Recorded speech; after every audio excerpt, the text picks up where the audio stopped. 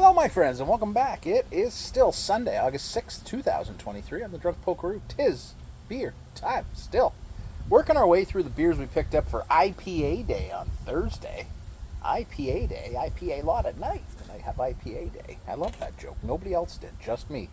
From Lake of the Woods Brewing Company, which is located in Ontario, Manitoba, and Minnesota.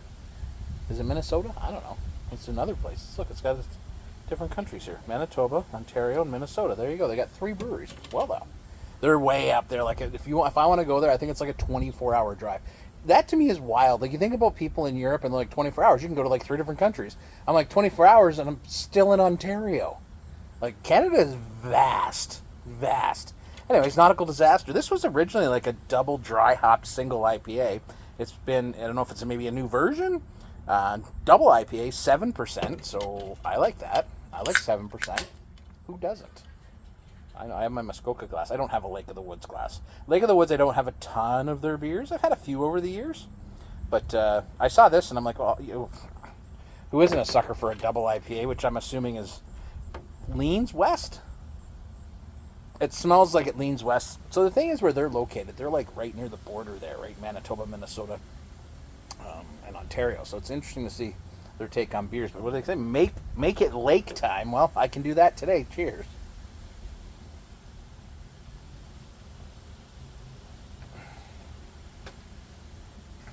So that definitely leans west.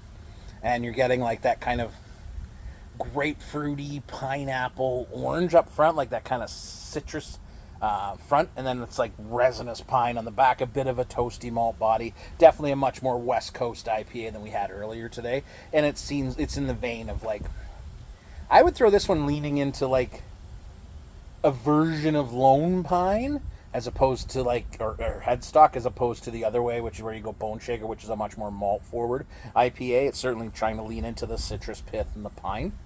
It's good. It almost reminds me, the yeast flavor, like the flavor of this beer. It's a good West Coast IPA, don't get me wrong, but it almost reminds me of an American beer, like a beer from the States, in terms of IPA. So I don't know if that's the location where they are, or that's the flavor profile they're going for, but that's interesting as a Canadian beer. But it does, and I don't know if you guys get that or know that. Like, do you see that too? Do you find that kind of different profile for an American West Coast IPA? I really do. So it's interesting. Anyways, you see it, pick it up. It's good. It's a nice West Coast IPA. We are discussing, I'm discussing going to Vermont on our vacation this week. Yes, I know I'm not working, but technically it's our vacation week, so we're on vacation, so just let it go, man. I've already argued with myself enough. But anyways, that's the discussion we're having. I don't know. We'll see. We'll see. But anyway, I'm going to go and enjoy this. You guys have a good day. It's not sunny out. It's nice, but it's like kind of blah. But that's a long weekend for you, right? You always got to have one day where it's blah. Just drink more beer. Cheers.